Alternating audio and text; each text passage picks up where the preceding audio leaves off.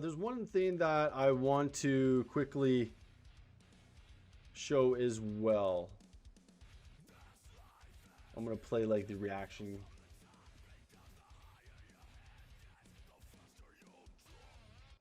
I'm gonna play the reaction game for just a second because there is something I do want to watch. I haven't seen this video yet, and this is just in regards to Matt Heafy talking about DMCA. I don't know if this is just him fucking around or what. I've been getting a lot of questions about DMCA, Twitch, music industry, live streaming, all of that stuff. Me having my feet in opposite worlds, in both worlds, me being an advocate for Twitch and being an ambassador of Twitch music, and also being signed to Roadrunner Records since I was 18 years old, and being a proponent, and I love my label. I feel I am the Uchard Ragnarsson slash Uchard of Beverberg of this situation. So I do have some general insight. One of the big things is I'm seeing a lot of people talk about, well, if I ask this band or if I say this band and this band says that I'm cool to be played on their stream, does that make it okay? Nope. For people that are independent artists or bands on independent labels or bands that own their labels, yes, if they're the sole songwriting, publishing owner of their stuff, they can do that. However, the structure for us, so I love when people play Trivium on their stuff. I love when people are playing Trivium and Guitar Hero and Rocksmith and doing covers of it or playing while gaming. You know, I was freaking out fanboying when I found out Shroud was listening to Trivium, and every time he would play Trivium on Twitch, I'd be super stoked, and I'd pop in there and make like a funny joke and just be really blown away by the situation.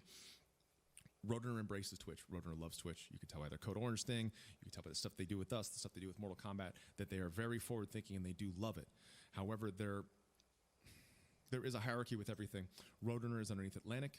Atlantic is a major record label. Underneath Atlantic, Atlantic is underneath WEA, Warner, Elektra, Atlantic. So when you're getting up to levels of that high of major record labels, even if I were to say go for it and Roadrunner to say, yeah, we support it, if the people up here said we want our streams accounted for and they're not being accounted for properly with a live streaming platform, then they could come downwards, and it's not the band's fault. What I'm worried about, what I'm gonna start seeing is people saying, bands are being greedy, bands are fine. I'm not gonna play your band anyway on my stream. I didn't like your band anyway. I'm worried that that's what it's gonna get to, and I'm worried that people are gonna start saying that the music industries are evil. They're not.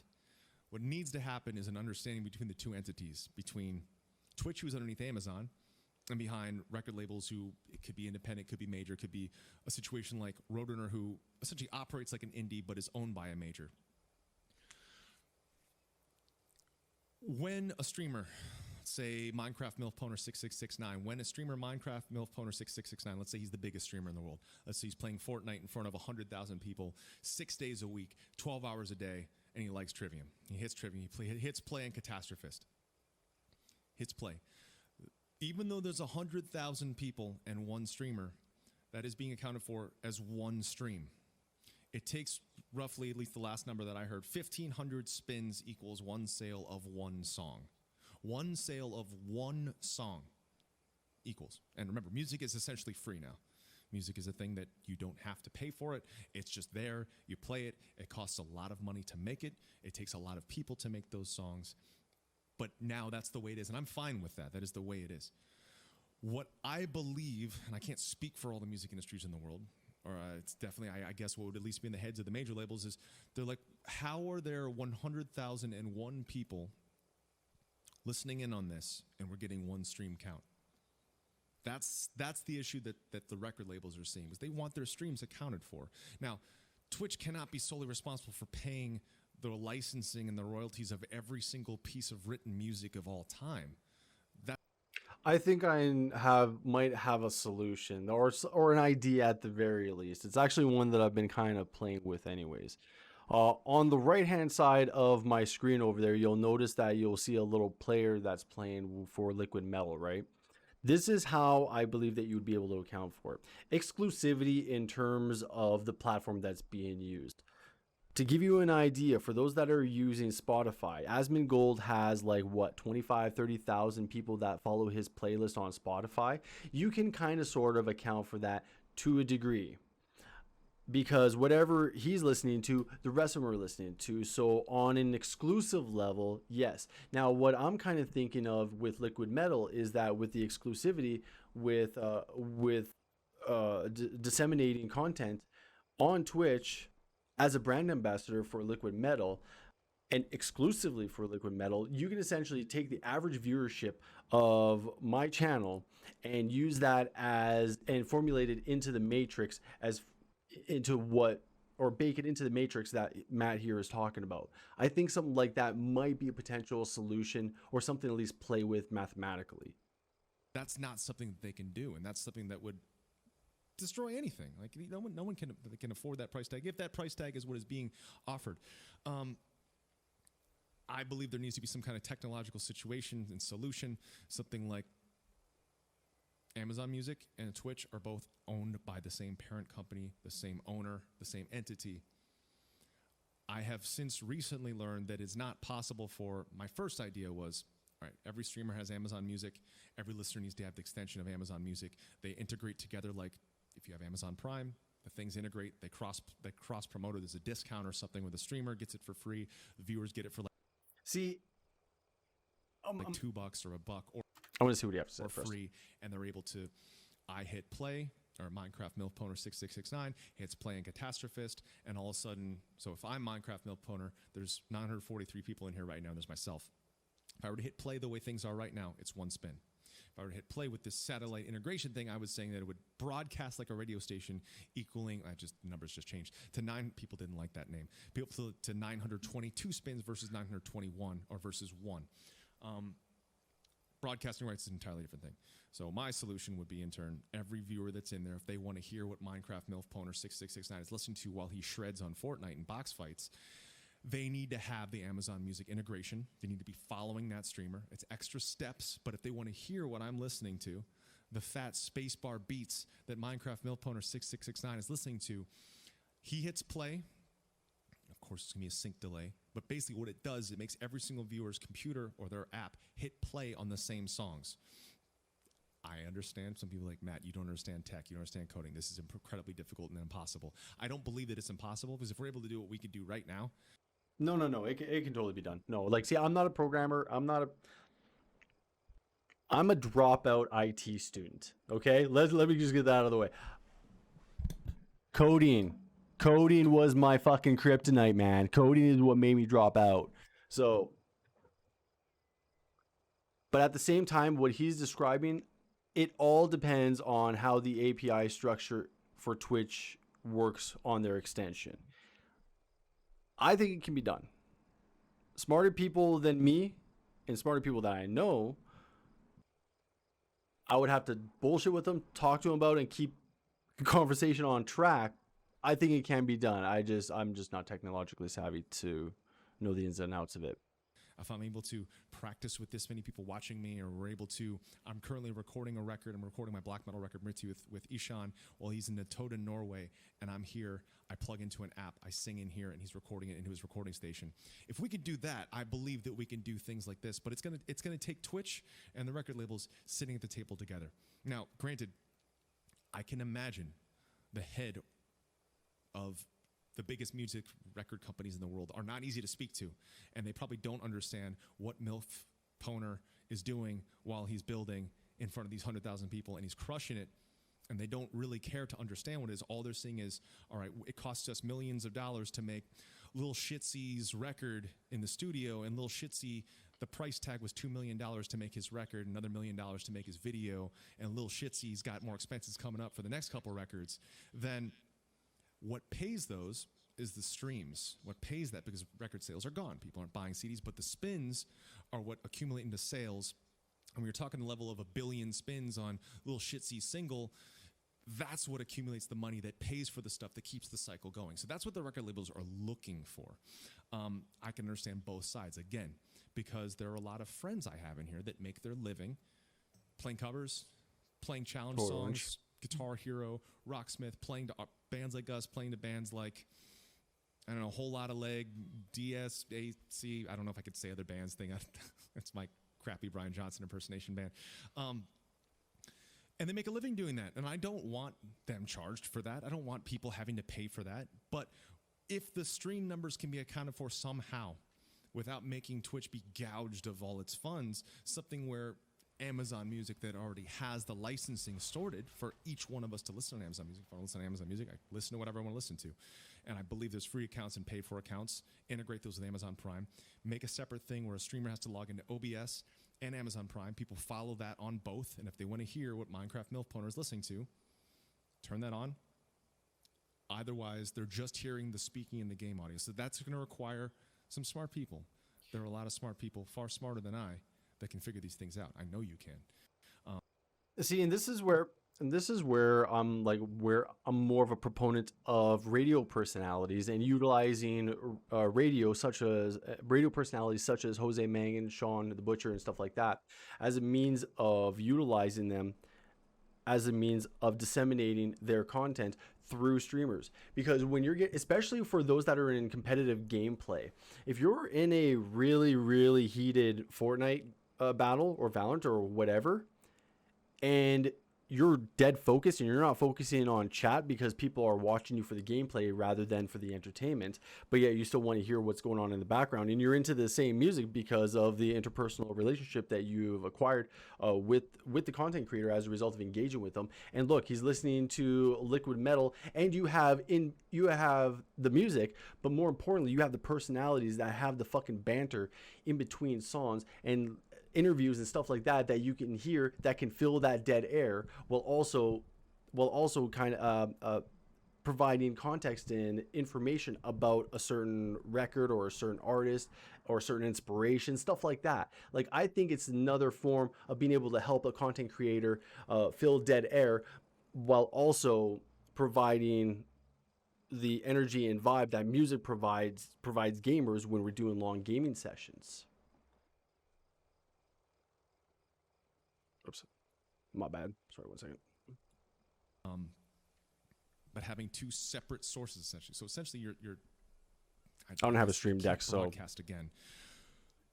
I hit play. It's satellite hits play for you. If we figure that out, then when Minecraft MILF Poner 669 is box fighting in Twitch Rivals, and he's listening to Lil Shitsy's new single, "It's Fun to Stay at the DMCA," he hits play. It auto hits play for all those 100,000 people. We have 100,001 spins of Lil Shitsy's "It's Fun to Stay at the DMCA." That solves the issue. Easier said than done, right? So I know Roadrunner wants to talk to Twitch. I'm sure Twitch wants to talk to Roadrunner. If you want me to help facilitate that, I am glad to do that. I want to see both succeed. I love Roadrunner. I love Twitch. I love all my contacts at both. I want both to do well because the music industry pays, clothes, and feeds my family and I, and Twitch pays, that's hard to say, pays, clothes, and feeds my family and I. Both are amazing. I've met incredible people in both. I understand both, but I do feel like there needs to be a lot more education coming about what the music industry is not understanding. It's not indie labels. It's not band guys like me texting our label, "Hey, I need you to go get some money out of these streamers who are playing my stuff." That's not what it's about. It's about creating a proper channel where music is recognized of its value. And no, it's symbiotic relationship between content creators and gaming as a form of providing an ambient environment. Like it creates the ambient sound that adds to the whole feel and vibe of a channel. One really good example of that is Asmongold's stream. Watching his stream post DMC rules being enforced, he's a metalhead. He listens to a wide array of different music. However, I get particularly really excited whenever I hear stuff like Misfits, or if I hear Metallica, or if I hear Amorphis, or more importantly, if I hear like Sabaton. I love Sabaton to fucking death, and I get so stoked anytime I hear Sabaton come on. And again, Asmongold has that knack of matching his content with the music. Like I said earlier in my stream, him taking his character at the top of the Sword of Sargeras, jumping off of it and free falling while the song Free Falling from Tom Petty is playing in the background. He's sitting there with a shit-eating grin on his face as his character goes splat. Like that kind of stuff. That is what Matt Heafy is trying to allude to. I don't know if they're doing this, but if major labels are saying we want $10 trillion, Twitch, pay us, that's not right either. There needs to be another workaround. And I feel like the most obvious workaround without people having to spend exorbitant amounts of money, Amazon Music. It's right there. It's owned by the same parent company. Again, hierarchy. Me, Roadrunner, Atlantic, WIA. These people don't care. Like I'm not saying they don't care, but they don't know what this is. But people like labels like Roadrunner and Atlantic, they do understand. But the people up top, they're just seeing numbers being different. And there are bills to pay. There are a lot of amazing people that work at record labels. It's not just, I've had people ask me, why don't you just do your stuff yourself? It's because we've got a team that we're all working towards the common goal of making this band get in front of as many amazing people as possible, which would not be possible if I were self-managing, self-doing all that stuff, owning my own publishing. Some bands can do that very, very well, and they succeed at that. But we came out at a different era. We came around when MySpace was just starting off. We came around when it is about a partnership with your label. They help you. Our label helped us buy our van that we toured in. When we did all this record and the amazing videos, they pay for the music videos. They pay for the studio time, things like that. And that has to be accounted for some way. The music doesn't appear out of nowhere. It cannot be, sure, crowdfunding, I've heard that mentioned as a thing. That's possible, but eventually it drops off because you can't crowdfund every single thing. It's difficult. It's a difficult process. I mean every single thing. If an independent music artist, let's say I was an independent music artist. Selling your creative, monetizing or selling your creative is the single hardest thing to do as far as making a career for yourself. Selling your creative is the hardest. Unsigned guy. I write this awesome song on here. It's copyright free. I don't have a label. So we're talking about labels as being good and bad. What a label does help you with, if I were to make a song on here and someone were to lift it and I was an independent artist, they go get signed, make millions and millions of dollars and go get signed to little shitsy's label, the G-Bag Records or whatever. I don't know what that is. I was going to say T-Bag Records, but then I didn't. But then I did anyway. So they get signed to that label. This other person that lifted the song, there is no protection for that original songwriter. They are no longer protected whatsoever. They don't have a claim to their song. It's gone. It's gone. So that's the other end of it. I want both to work. I believe that both combined could create some incredible things and be a very powerful entity with a lot of very protected streamers and protected musicians. I don't know what it is. If either music industry or Twitch industry would like me to help bring anyone to the table, I would love to. I just want to see this work. I obviously play copyright music all the time on my streams. I play all of my copyright stuff. It does get muted. I don't mind the muted VODs, but a lot of people do get great promotion through clips and VODs. I recognize that. That's not something that I personally get any benefit from, but I know a lot of streamers do. But if I could sympathize with both ends of the clips, some people have had their channels discovered through incredible clips that have maybe millions of views that have a song on it. And then labels are like, how come this thing with millions of views has one spin on it? Why isn't it 1,000,001 spins? That's what they're seeing. And that's what people need to recognize. I want every streamer in the world to be able to play our stuff and not have to think about it. But until there's a solution in place, I still say, go for it. If you hear something, let me know. I'll do my best. Roadrunner will do their best. But if the people above them don't care and they just want to see their numbers fixed, and I'm not saying it's a bad thing. Again, they need to feed the pot that goes around. Same thing with Twitch. Both need these things to constantly be working in tandem. I only did this because I remember I woke up and I had hundreds of messages on all my social media. Matt, what are you going to do about this DMCA thing? Matt, you said you could play Trivium. You said I could play your band, and what are you going to do about that? I want you to. Roadrunner wants you to be able to. But without a proper channel, the people above me, above them, they can make things difficult. There needs to be a solution. I want there to be a solution. I'm happy to help either party. We should do it. The same man that owns Amazon is the same man that owns Amazon Music, is the same man that owns Twitch. And the same guy that probably owns WIA owns everything below that. So there's got to be some middle ground. Got to move towards the future. Got to make great partnerships. I don't know what it is. I don't want anyone's clips getting pulled. I don't want all this stuff.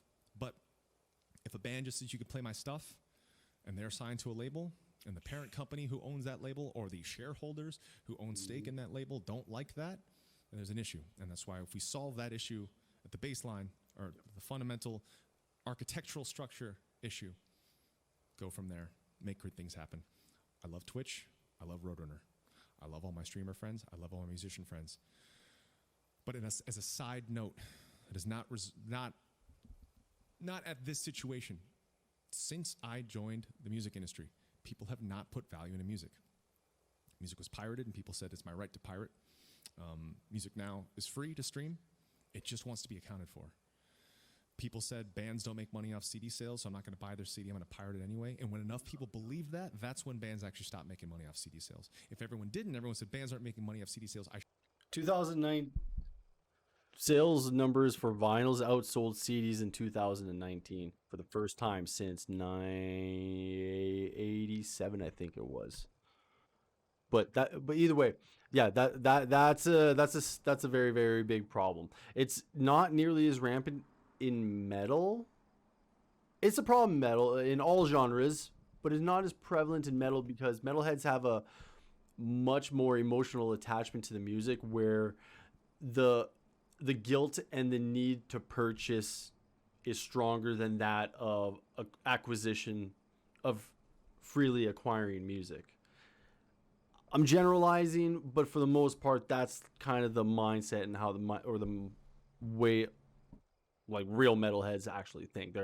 In other words, we typically feel pretty fucking guilty about like pirating, but however, do so if we deem it necessary, but keep a promise to ourselves in the back end of our head that we're gonna go to the fucking shows, we're gonna purchase the merch, we're gonna purchase the CDs if we happen to see it in a record stores, that kind of stuff, right? I should buy more CDs, then it would go up. And if more people said, me streaming through the proper channels and basically having my favorite bands on repeat equals more streams, more spins equals a sale, then they'll do better off that. Little Shitsy and the pop artists, so the people, the top labels, they are crushing it in stream numbers, they're crushing it in music, they're crushing it in monetary. We're not. You know, the next heavy bands above us, the next echelon, they are making good money off streaming. We're making okay money off streaming. But then you think about the bands and the levels below us, it's all based around deals that they sign. Like that, my book covers it. Like that book I've been showing off, this one. Like it covers it. I'm gonna keep flashing this because it's an incredibly, like, this was a fucking good read. harder for them.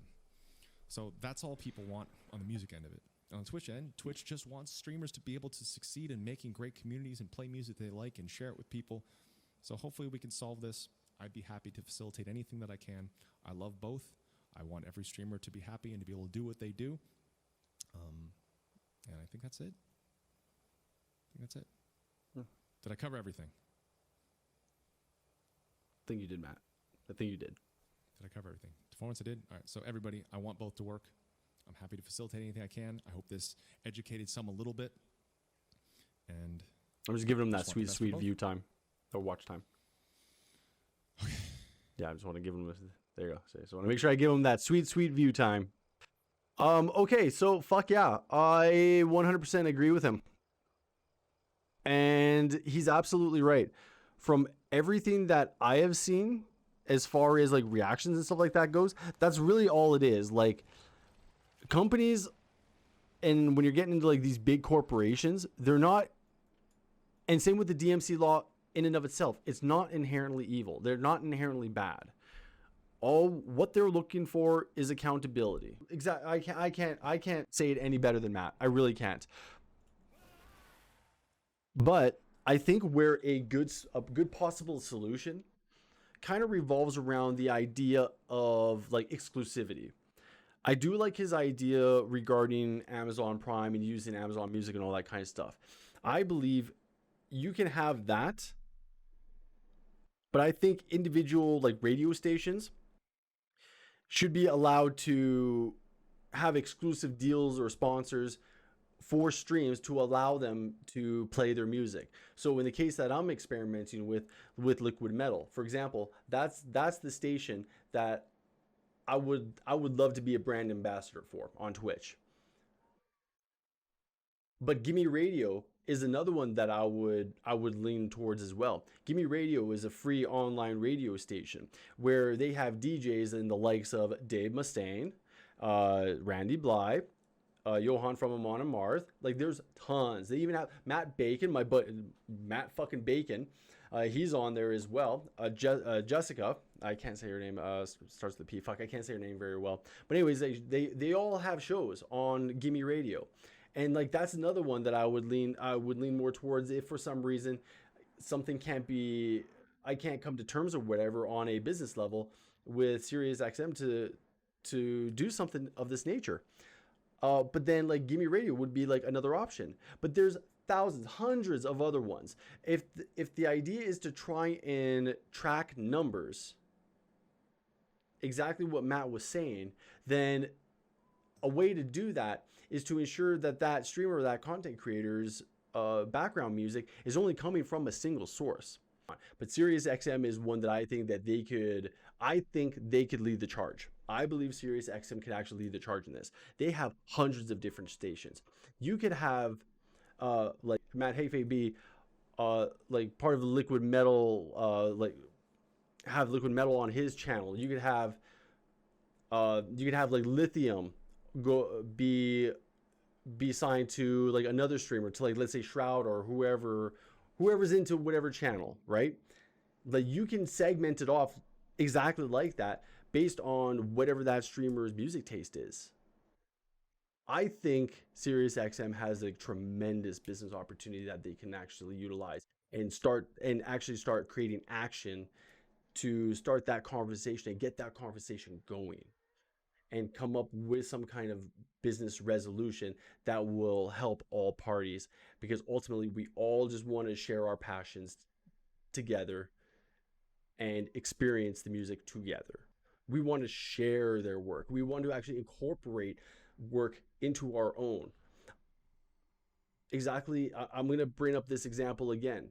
Creating like on the spot live stream content that's relevant to the music in which that you're listening to in game, that's not even built into the game, part of the score. That's so awesome. That's so good. I used to create anime music videos in the early 2000s, incorporating anime and music, and it's on my YouTube channel. You can see plenty of examples of ones that I've edited myself and ones that I collected from other editors back in the day. That's that's essentially what I'm doing right now. I can't believe it's actually like 20 some odd 20 fucking years later, and it's come back full circle, and it's actually just kind of hitting me now, and it's really surreal. It's utterly surreal. Yeah, it's actually, yeah, I can't believe how hard it's hitting me now. It's really strange.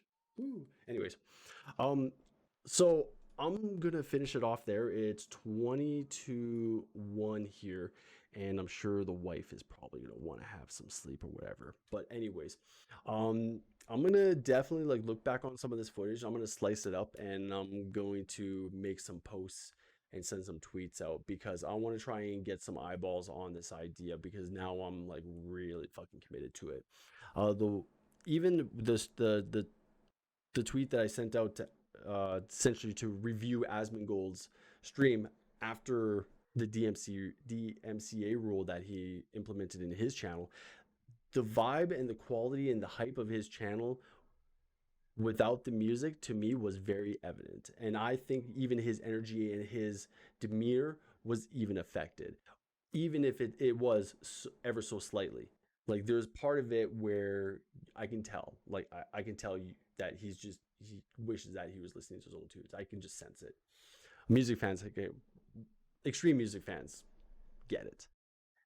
And so that was the first half of me just saying, hey, this wasn't any fault of your own. This is just my observation that it I really enjoyed it for these points, including the music, because you have a tendency to add that as being a flair to your content, and that just makes it all the more better.